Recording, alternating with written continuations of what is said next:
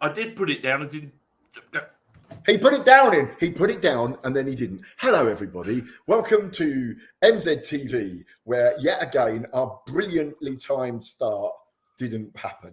Especially as I timed it to start at 6:05, apparently. Yeah, well, luckily it doesn't matter. We're live, and we're direct from our own homes.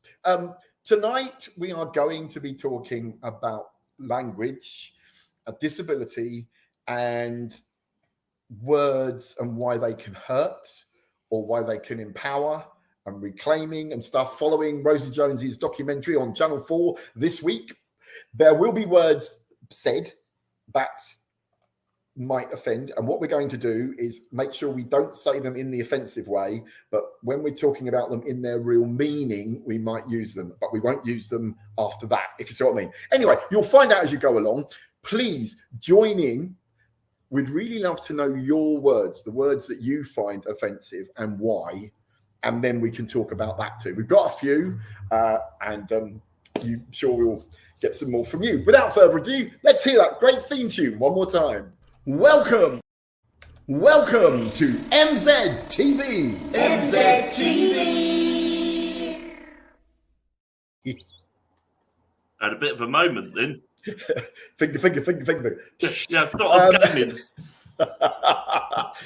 Yeah, so, right. Where do we start? Where do we start? Well, I think most people watching will either have watched or will watch on catch up. I know some people aren't, and I fully support them in that choice. I've watched Rosie Jones's documentary, Am I a R Word?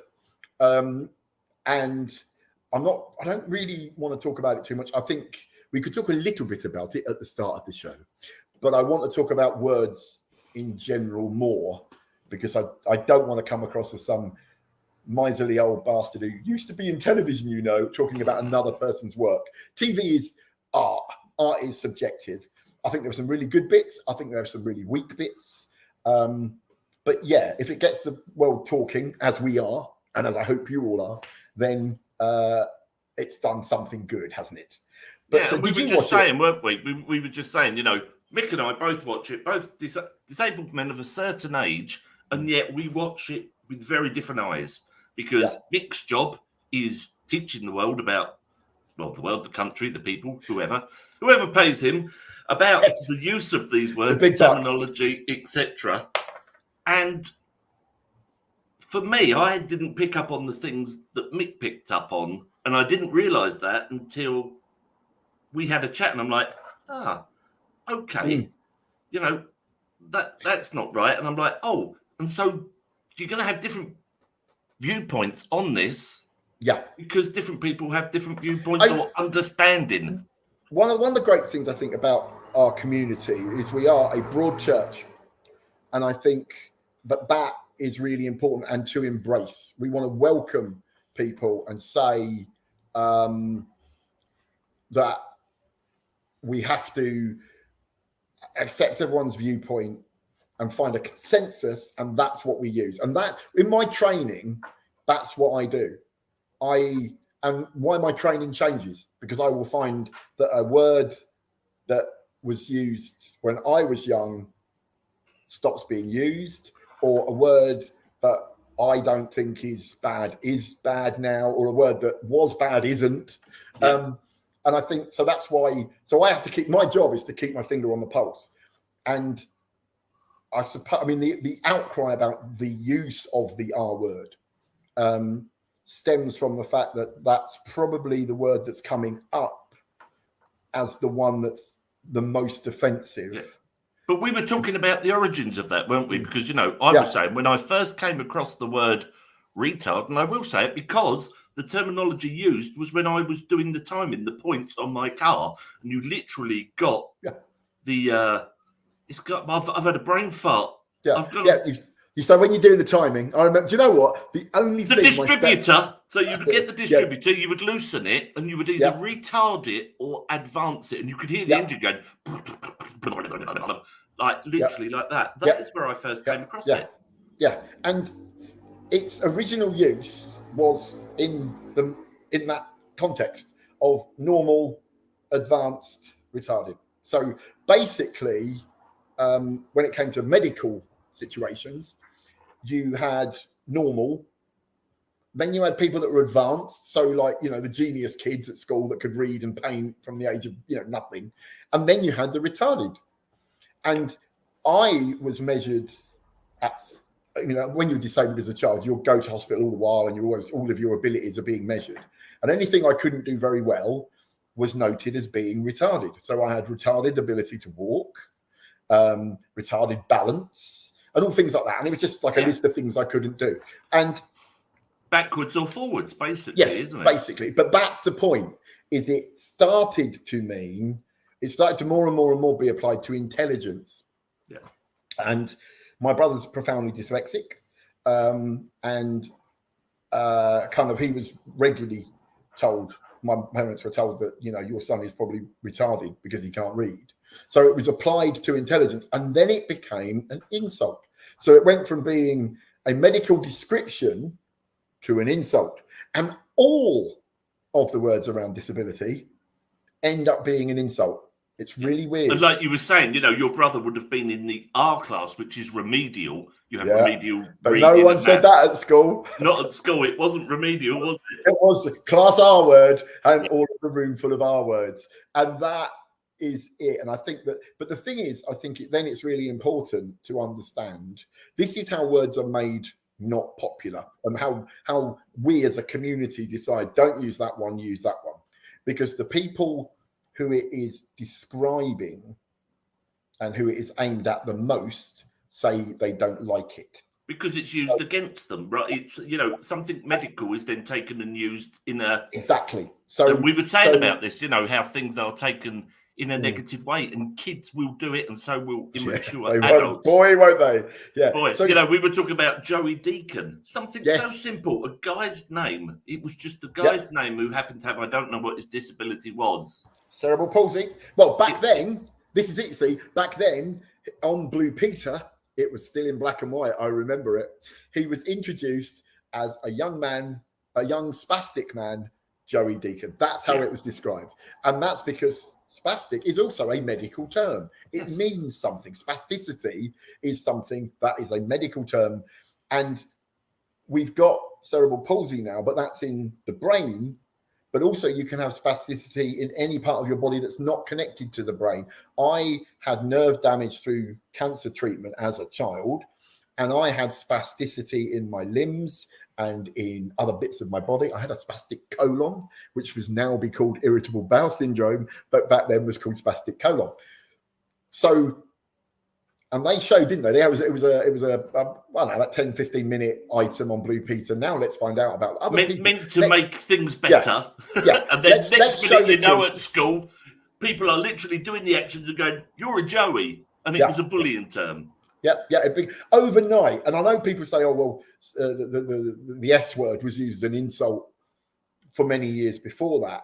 But it became, like you said, overnight. Yeah, poor Blue Everyone Peter was an S word or a Joey.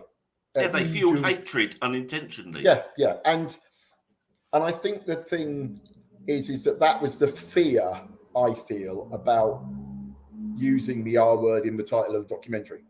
I think a lot of people were against it because it wasn't necessary. And having seen the documentary, I really don't think it was necessary. What would you have called it? What would you have called it, Mick? What did you just call me? What did you just call me? See, the problem is, I don't think it's done because it was needed. I think no, it was already going to be popular before it came on air, because it was like the point. Yeah, but the thing is though, so therefore you can't validly claim that you're trying to do something positive by doing something negative for the publicity.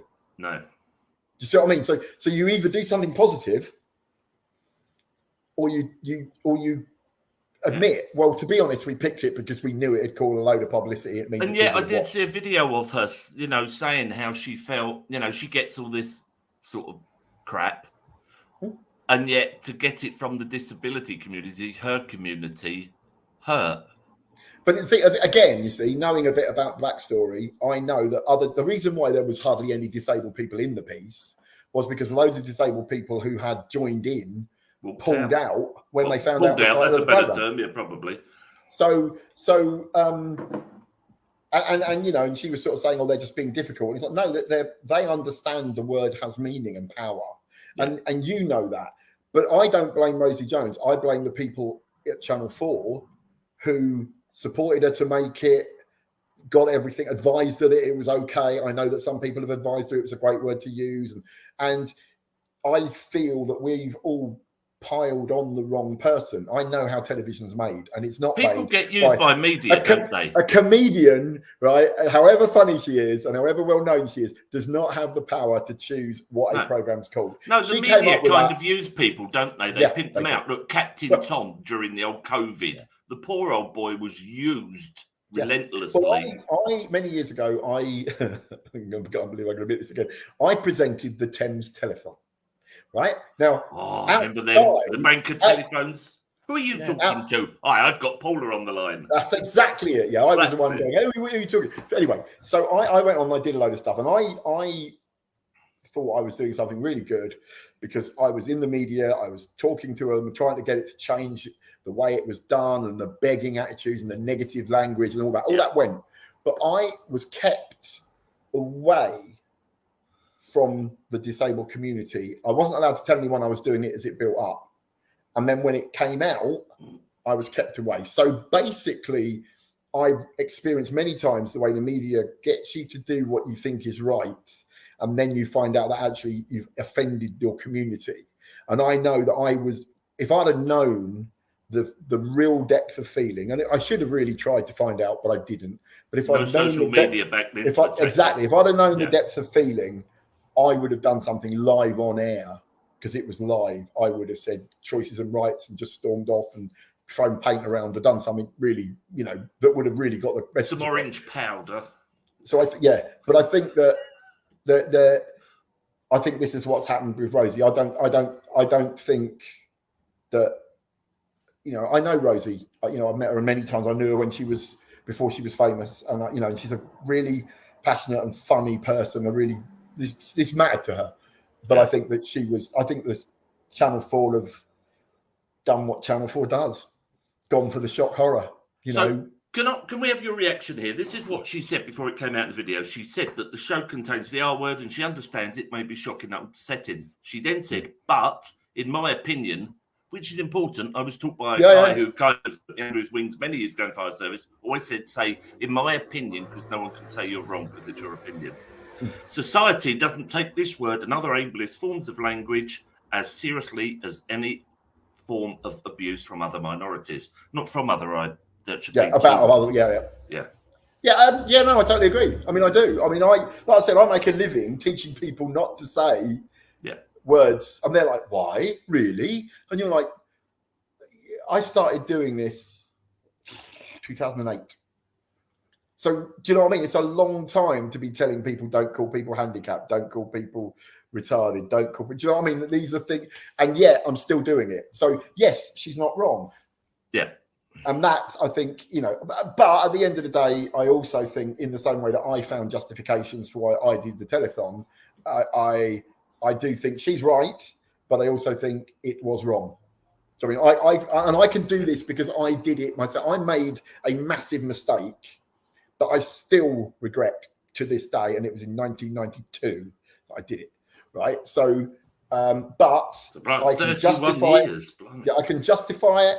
And to be honest, that thing, that moment, that period of my life is what fuels me to this day to keep trying to get things to be better. Because I remember that I thought I was trying to get things better in the past and failed because by doing it, I had validated something that shouldn't have been validated.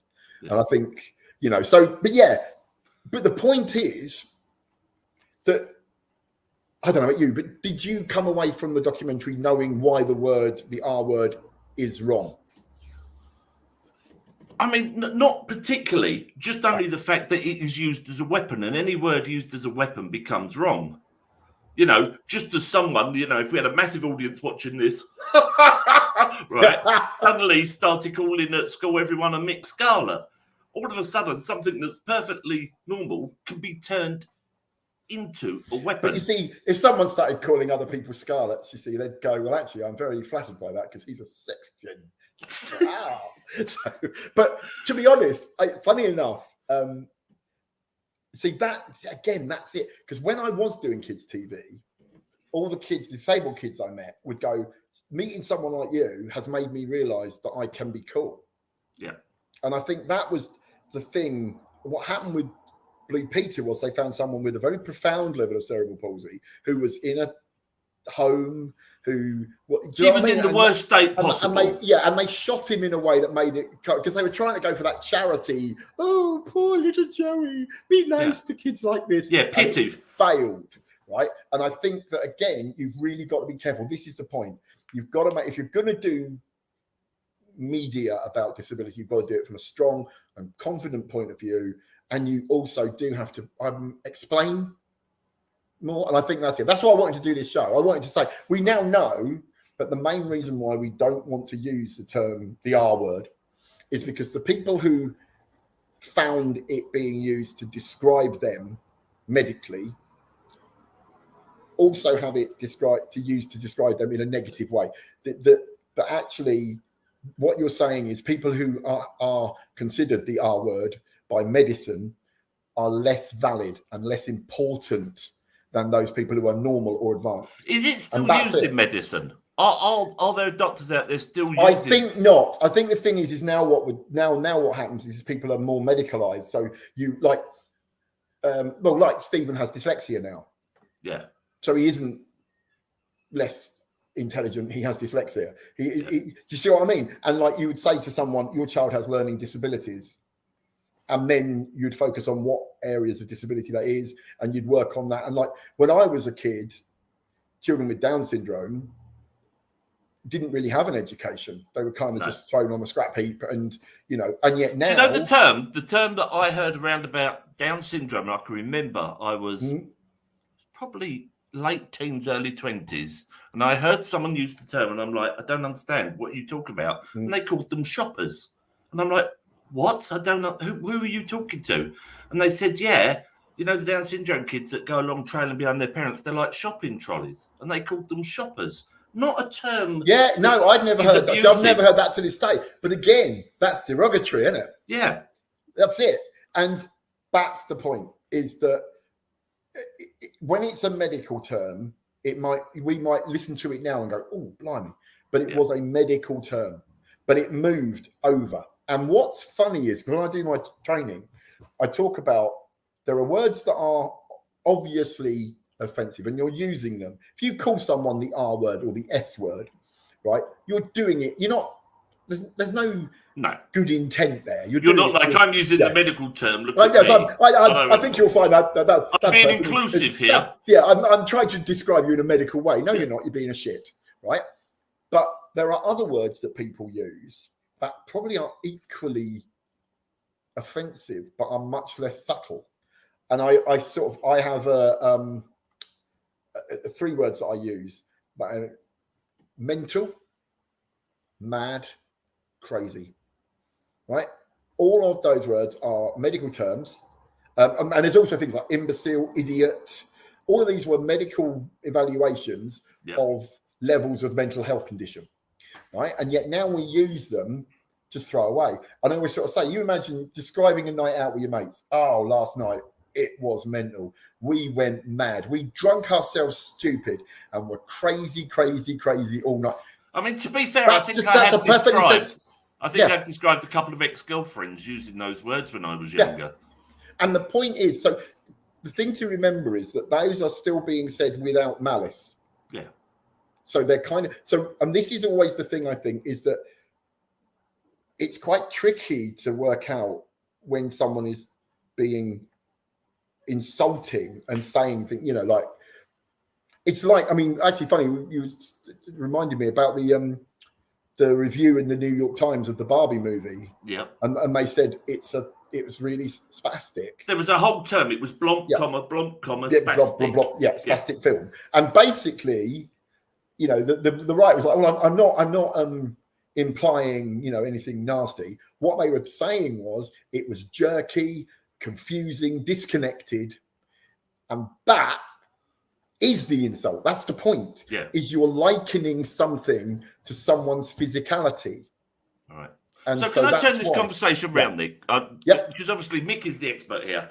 Mick is sat there, and we can see his T-shirt in black, fist up, boom, crip. Now, I can remember someone saying to me when I was first, I was on crutches, I started having really bad knee problems. Guy in a wheelchair, Darren, turned to me at work and he said, "Cripple, you coming for a cuppa?" And the manager went mad and said, "You can't call him that." And he said, "Why?" And he said, "Because it's wrong." And he says, "But I am and he is, and we're going for a cup of tea. What's your problem?" Now, you talk about reclaiming words. Yeah. When is it okay to reclaim a word, to use a word? You know, I suppose the most famous one is the black community use a word that the white community would get absolutely berated for. The thing is that the crip and cripple got reclaimed because, I mean, we've started doing that. I was part of that generation. Because this is the late 80s, early 90s kind of thing, right? 1880s, folks. That's it. Wow. I've got a painting in my loft. Oh, no, I don't have a loft. Shit. Anyway, basically, we wanted to point out that words had power. Yeah. And it was really obvious that we were having a very hard time making people understand this. And so, you know, at that point, people were still called handicapped, you know, invalid was used all the while. I mean, when I first learned to drive, I was offered an invalid carriage. Yep, the blue invalid carriage. Yeah, when I went on to disability benefits, as they're now called, it was called invalidity benefit. I mean, when I left school and like, oh, you can't get a job. So you've got to understand that. So what we did was we picked a word that was like kind of, I mean, you know, there was a couple tries. Spaz was tried, right, with a Z, and crip. And it became quite clear that actually this is a word about disabled people as a whole. Yeah. Isn't it? But spaz is spastic. So it's actually a word about a specific group of people. So that fell because it kind of, it became a bit like that. Well, you're using our word to describe all of us. Oh no, that's a bit like why we're being bullied. But crip had a political power. Also, of course, don't forget that in America, one of the black gangs was called the Crips. There was a sense of it. Britain had just started to learn about this stuff, and there was a kind of sense of strength to it. Crips, we're Crips. The Crips so and the cripple. Bloods. So cripple, yeah, and also it stands for something. Someone did post it to me in. They did. Twitter, I've just looked up crippled actually on the dictionary. It says severely damaged or malfunctioning. So yeah, it does encase the whole community. It's all of us. It's one of those words. So it was an insult word because it was. I mean, cripple was the term used to describe disabled people back in the past. In London, there's a Cripplegate where once a year it was opened to allow disabled people who were barred from the city of London to come in and beg for alms once a year. And now from that begging day, they would perform, and the people of London, the good burghers of London, would come along and look at the poor twisted bodies of the cripples and give them bags of money, and then they'd live off that for the year, right? And Penny Pepper does a fantastic poem about it, that she is one that taught me about all this. And fantastic poet, Penny Pepper, follow her now. Anyway, so it has a history. And I think that's why it was picked. And I think that's one of the reasons. I know there was a lot of talk about trying to reclaim the R word. And it's not really ours to reclaim. Do you know what I mean? Like the learning disabled community have been really vocal about how much they hate it. And it's been a big outcry. A lot of going back to the R word, we got a question here from Oliver. Right, so should have already defended. Should Rosie have defended the use of the R word? It would have been the production company's decision. Well, personally, I understand why. It's her documentary. She's fronting it. So yeah, of course, and I think that's valid. I just think we should be less critical of Rosie and more critical of the industry as a whole. I think that this is more something where we should say, look, Channel 4, could you stop using shock tactics to get your disability coverage airtime, right? The Undateables, a program that I loathe with a passion. One, because I know enough about it to know how staged it is. 2, because they knew from the very beginning that it was offensive, saying that we are undateable. And because it has impacted the way the non-disabled community see us. You know, when it started, it was on All This Morning and everyone was like, oh, and it's sweet, you know, it's so lovely. It's won awards, right? And that's the problem. They learn from Undateables, from Meet the Superhumans. Yeah. But if you want traction, this is how you do it. And annoyingly, it's happened again. So the whole that's my view. The whole superhuman thing really pissed me off. I mean, you took part in the opening ceremony. The lead up, it was kind of like power to disability. Here we go. Look at this. People going, oh, aren't they wonderful? Whoa. It was sponsored by Atos, wasn't it? Yeah, no, that was great. We all had Atos badges, right, with our passes on, and all of us got rid of them and got another lanyard. Yeah, and then didn't they bring out George Osborne we are or something? not wearing our in Atos lanyard. Yeah. They brought out George Osborne. But I was immediately afterwards. I was there, actually. I remember it. Immediately afterwards, it just collapsed in. People stopped going, oh, aren't they wonderful? Aren't they super and strong? The point is, though, that one of the reason why that didn't work is if you say someone is superhuman, what superhumans are people that are naturally special, aren't they? That's the point of it. Yeah. You're a superhuman. Superhuman, Superman, you know, the Flash. Linford Christie, superhuman. Right. Yeah, right. But the thing is, though, Linford Christie, all Paralympic Olympians, right? They might be, you know, what's his name? The really tall runner. Usain Bolt. Usain Bolt. I mean, what is he, 6'8" or something? His legs are like, he could step over me in my wheelchair and not break a stride. He's huge. Yeah. So he's got an unfair advantage. That is an element of humanity. But the main reason why he's so good is because he trains all day, every day.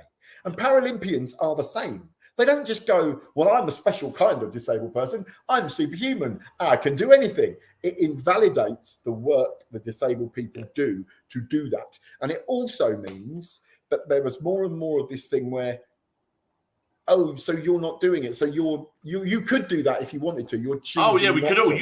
Have you ever thought of being a Paralympian? And I'm like, I have the sweat putting the kettle on lately. You're kidding, aren't you? I was actually approached. I was in Waitrose. Get me. It's our local supermarket, by the way. Many years ago, and this guy came up and he went, oh, excuse me. And I said, Jay, he says, do you want to be in the Paralympics? Which I thought was odd because just off the fact that I just picked up a bottle of Robinson squash off the shelf, was like, have you seen something talented here? Is there a supermarket section? Yes, there's a special game. Have you ever thought about doing fencing? Come and see me. And he'd basically seen that I've got orangutan arms and thought, and that's the thing. Not all of us can, because some of us just haven't, you know, our health just does not allow it. Mick and I have been struggling to get out of the house lately, let alone bloody Paralympics. I think whatever it said about us, I genuinely think there was something. It's very easy if you are, you know, disabled and you're in the sports world to be told you're superhuman, and it's like, yeah, I am superhuman, it's great. But I think it belittled their effort.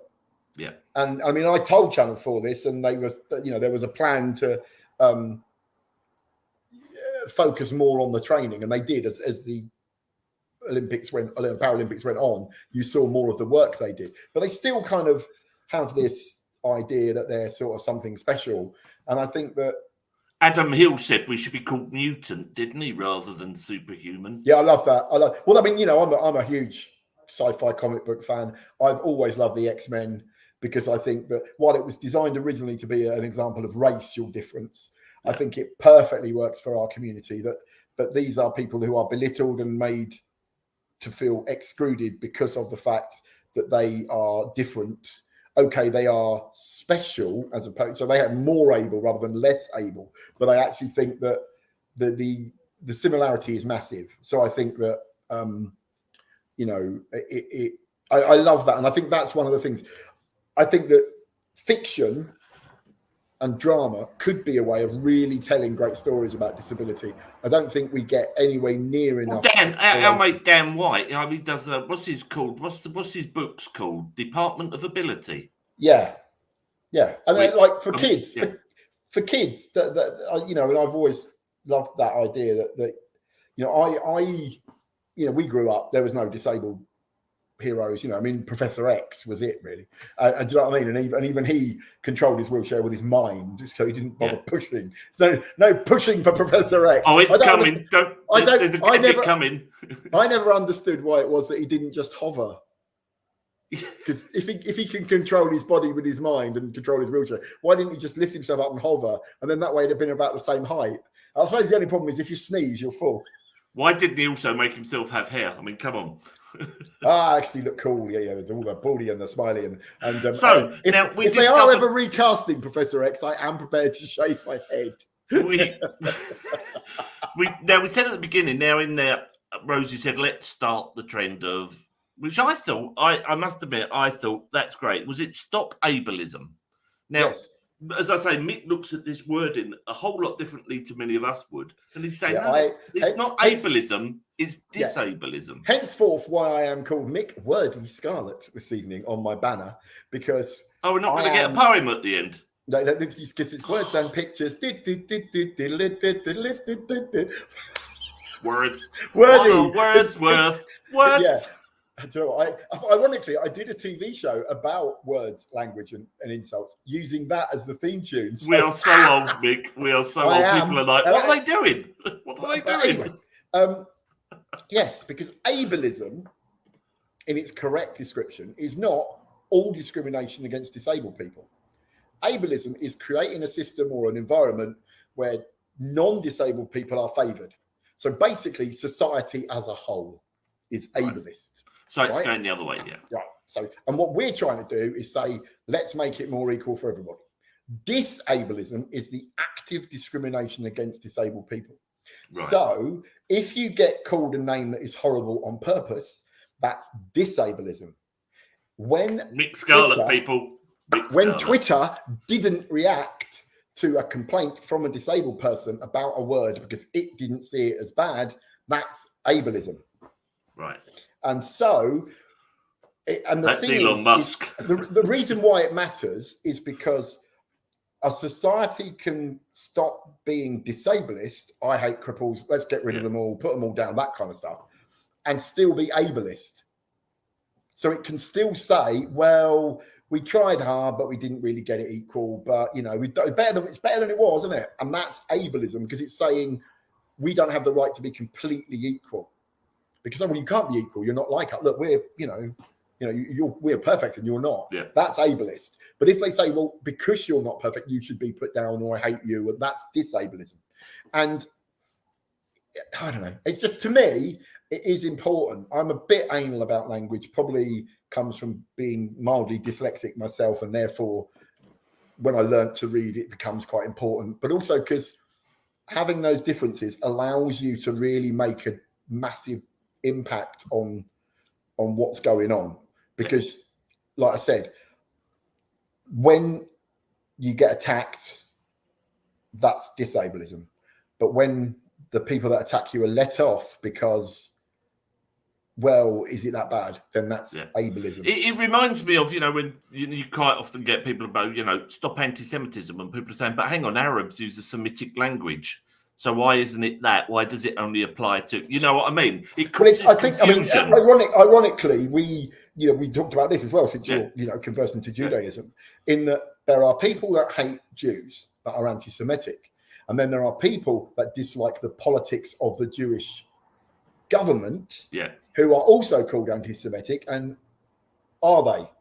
No. Are they anti-Semitic, or are they anti-right-wing? This is why it's important to get terminology right. And that's exactly it. If you just go, would be better. Yeah. If you just go, all people that say anything bad about the Jewish state or Jews are anti-Semitic, you end up with it being too broad a stick to beat people with, and therefore you end up with people going, but I'm not, and they get away with it. So I mean, if you let that happen, what happens is the people who genuinely are right-wing nutcases can get away. See, there's a term. You see, right-wing nutcases. That's an offensive term, and this is what I mean. It slips out of our tongue. Everyone's a fruit and nutcase. Exactly. So that was the old fruit and nut dairy milk whole nut, wasn't it? Yeah, the fruit and nutcase. That was the fruit and nut advert.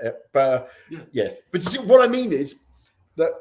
So that's why we need to have that definition, because So it should be end disableism, not end ableism. Yeah, it should be. Which, if they've done their research, to be honest, what she should have done, and what I would have done in that documentary is I would have. I mean, this is why it's sad they didn't have someone like me that's a word nerd going. This is why it's an offensive word. This is why things shouldn't be said. This is why it hurts. But also, this is why we need to understand the terminology around our discrimination, because they both happen. Both, she championed both. And maybe it's one of those, because I know the Americans don't have the definition, they don't have the difference. It's all ableism. But we in England do. When we talk about but we know they call you bummer fanny. Let's not go off. Exactly. But in England, it's quite difficult because in the UK we have a real obsession with language and we maybe focus on it a little bit too much, maybe.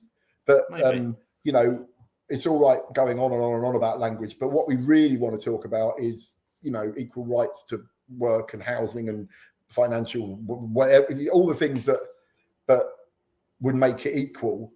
But we do focus about language. And luckily for me, I get paid to, so I don't mind. Now, I want to go back to, people talk about bullying. How do you end bullying? Now, yes, my wife, she's not only a city councillor, she's a therapy counsellor, and she talks about nurture versus nature. Are you brought up that way, or is it just the way you are? Now, kids from an early age, without having been taught, will always, unfortunately, even though they can be the most loving and not see differences, they can be the first ones to jump on it at school and bullying starts. And I don't think that is always because of what they're taught. I do. You do? Because I don't believe that kids will pick up, because I've been disabled all my life. Yeah.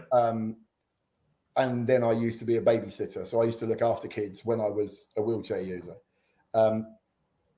I found kids were fascinated, intrigued, interested. They get taught from teeny, come away, don't talk to him, don't ask him. You're pulled away. And so they start to associate it with being bad. But I've always, like, ironically, back to the documentary, when they talk to the troll was saying, I've got mental health issues. Well, that means that they're disabled. They're one of us. So it's one of us bullying one of us. So, and I think that from my experience, all the kids that were the worst bullies were the ones that were having the worst time, maybe at home, or or something, and so they wanted someone to make them feel better. And it's basically that's the human condition thing. That if I feel rubbish about myself, if I pick on someone else, I feel better about it. Yeah, and I have always believed that's the approach that you should take to bullying, is understanding. Right. I also, and I'm very lucky, I was spent most of my teenage years and my early 20s surrounded by really fantastic gay people who have an ability to tear you to shreds with words. So whenever I was bullied, I would immediately just turn around and kind of do that scan thing that all my gay mates taught me to do. And I'd kind of go, and then I'd just list all of their flaws. And I remember at least once I had people in tears, because they would bully me, and I thought, I'll show you, mate. But they had done it to me because they thought they could get one up on me because they felt inferior. I was bullied and I was able-bodied. We were talking about this. Audio Coffee says there's no issue with words, and they've said under here where it is. It's saying about context. And we were saying this, going out. I think I can think of one example of me getting someone being hateful to me. A crossing, when I'm crossing, who shouted out, "Fucking cripple, hurry up!" And I stopped and said, "Get out!" And all their windows went up. I don't get it, and that's because people will pick a weaker subject. And yes, I'm in a wheelchair, but I do look like I would chew your throat out in a second if I've just got a naturally grumpy face. Because every time I'm happy, it's when I eat cake. Ironically, I think that was something when I was watching the doc I was a little bit let down by, was the fact it was all about online abuse. Because I grew up at a time when I was quite heavily bullied as a child until I fought back. And because I had a metal caliper on my leg, I just used to kick them with it and they stopped. Yeah. One of my lead bullies was awful to me. And then one day I found him in a changing room all alone, and I generally kicked the poo out of him. until he laid on the floor crying, going, "Please, I don't ever want you to do that to me again." And then he became my best mate, and he became my best mate until I left school. And I then found out about him and found out, he was overcompensating. And I've always found that the people that do it are, so that happened. I not long after the Joey Deacon thing, I have a very vivid memory of being pinned down by a guy called Trevor, who pushed me onto the floor and sat on me, grabbed my hair and banged my head against the climbing frame, the base of the climbing frame, going, "You effing S word." As he was doing it, he's a great big fat kid, big thick glasses, looks a little bit like Roland from Grange Hill, right? And this is before Roland and Grange Hill happened, so it was like, he was. When we were young, that was the fattest kid you'd ever seen. Do you know what I mean? He was like chubby. Now he'd be, but then he was big. Right? So he was always. I actually started school at the time Grange Hill started. My mother thought that's what happened at school. Yeah, no. I remember at school when Grange Hill, when they did their uniform backwards, and we did it all, and we got in so much trouble. And we were back. A letter went home banning all children from watching Grange Hill forthwith. I was at that kind of school. Forthwith was a word that my headmaster would use. But anyway, and then when I got older, I got attacked again. I got one thing that happened was I was waiting outside the Camden tube station for an ex-girlfriend, and a guy came up from behind and put a knife to my throat. And he was mugging me, but the reason why he was mugging me was because he thought I was faking being disabled because I didn't look disabled. So that was quite scary. And the worst thing, obviously, that happened, that I've talked about many times, was when Diane and me were attacked and targeted by a group of youths, people under the age of 30. Apparently, that's what the police said. So they were grown-ups to me, but apparently they're youths. And what we now would call disability hate crime. They basically beat me up 3 times. They beat Diane up. Once they beat Diane up, one guy did it, and I got him off her. But another time, 3 guys with masks on came and beat the crap out of Diane, while another one held me back. And it was done because we were seen as a weak target. But again, it was also because we were at that time where you're on benefits, you're getting free cars and free houses. And that was the bit that I thought was missing from that story about language, was why are people insulting disabled people? Yeah, because we discussed the troll. The troll was kind of pathetic, and it was like, it didn't answer any questions. He didn't even, it was a completely pointless interview. He wasn't honest. Yeah, it was like, well, I was drunk and I got mental health issues, and it's like, all right, then fine. But to me, it didn't deserve that much time. I wouldn't have even included it. I'd have gone out and found something different. But anyway, I'm not talking about my view of the documentary. I would have done something very different. But then that's what art is, darling.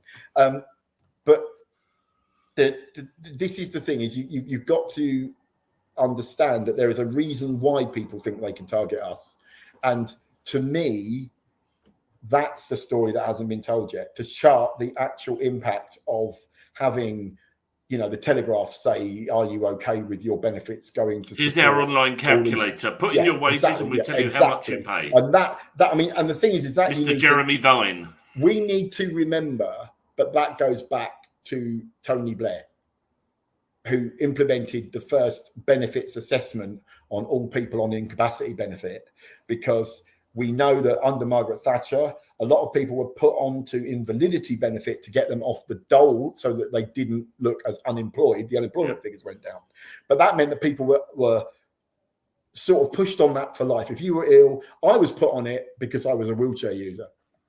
I mean, that was it. I was fit 20-something-year-old. I was fit 20-year-old, actually. Wheelchair using guy. No benefits. That's it. That's your life. And I pushed and got into music and television, and I was fine. But that was what so many, and it's very difficult to get off benefits. You really have to be in a really fortunate position where someone gives you a butt ton of money up front to get off. You can't benefits. Just leap out of it slightly. No. You've got to burst especially through then. It. I mean, now it's there are some, but now it was impossible. You did one day's work, you were off, right? And the only thing you could do is you had 6 months after signing off where you could automatically sign straight back on. That was the only thing. So you could chance work. And that's what I did. I got offered a job in television And I thought, right, I'm chancing it. And it just so happened that I got enough money to just about scrape by. But it wasn't a lot. But anyway, that's the thing. Is so we now live in a society where people go, benefits. They're all on benefits. They're all getting free houses and free cars and loads of money. And they're all fraudsters and they're all faking it. And they can try if they want to. And look at those Paralympians. Aren't they amazing? Not realizing that they're all on benefits getting cars as well. Yep. Do you know what I mean? It's not like, all this idea of making some of our benefits means tested, like PIP, means tested. That's going to be awful. People are going to be, do I work? I can't earn enough. What do I do? Yeah. And that's the point. That's the thing. I think that the whole point of language is it's an outpouring of what we think in our head. And like someone said, words aren't the problem. It's the intention behind them. Yeah. And that's the thing that was missed, I think, massively. And I think that's a whole other documentary. Why do people think that using these words in a hurtful way is okay? Not let's stop it. We do need to stop it. But to stop something, you need to understand it. Ladies and gentlemen, Mr. Mik Scarlett, we could talk about this, or we could talk about this for a very long while. I can talk about this for a very large sum of money for about 2 or 3 hours with any of your staff. Whenever you care about it, please come to me, care of Mik Scarlett, www.mikscarlettaccess.co.uk. A very reasonable rates. I am available from any time now. Well, he won't. He's going to go have a wee after this, but I am. I've had dinner, and Di's gone out. Di's gone to some burlesque show, so I'm just going to sit here and I know. And she looked rather lovely, didn't she? She does look rather lovely. Annoyingly, even if I was well enough, all the shows are upstairs. See, this is another topic, right? What does disableism do? Ableism. This is ableism, actually, not disableism. Pubs that aren't accessible. That's ableism. That's the embodiment of ableism.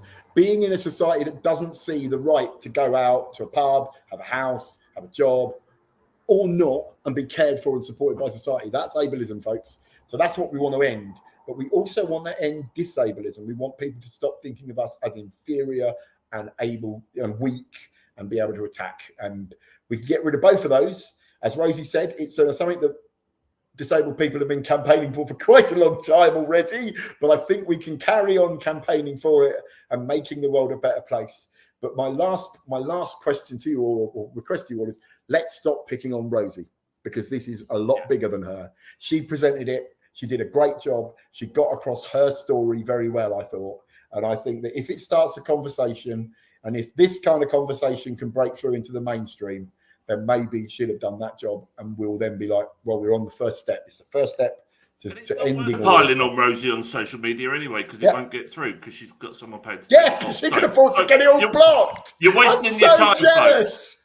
I'm so jealous. And that is that, folks. We will be back in 2 weeks' time with a show that we haven't thought of.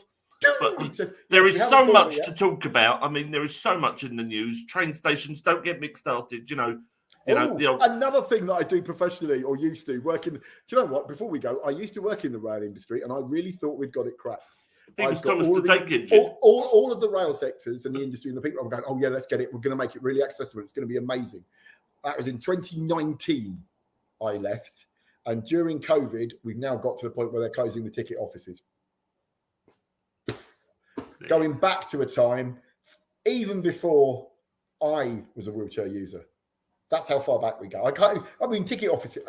Let's just go in there. We'll do that for the next one.